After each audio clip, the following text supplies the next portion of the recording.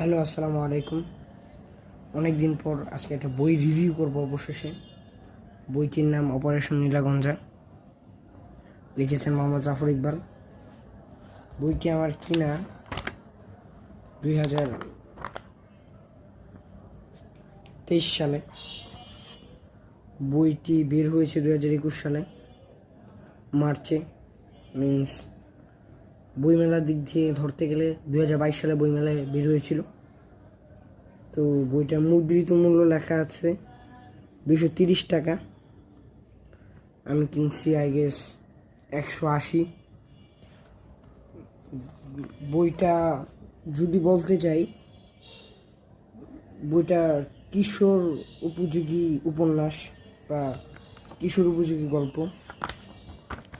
বইটার মোট পৃষ্ঠা 120 পেজ। আর এই যে আমাদের জাফর ইকবাল স্যার, তো উনি অনেক কারণে বিতর্কিত একজন মানুষ। তো এটা আসলে বলতে চাই অপারেশন নীলাগঞ্জের ব্যাপারে।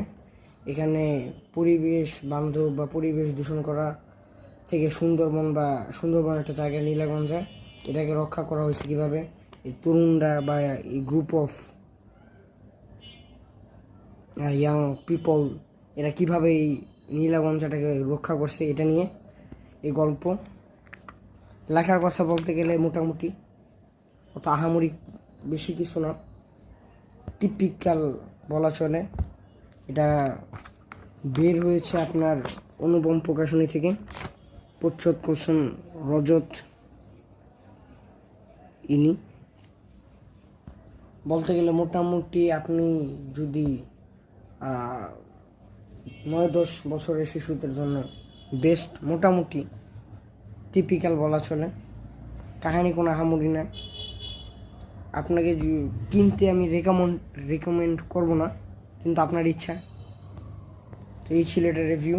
এটা আহামরি তেমন কিছু না, আপনার ইচ্ছা হলে আপনি নিতে পারেন, নাহলে নাই। তো ওনার লেখা এটা আমার মনে হয় না কোনো ভালো বা তেমন কিছু।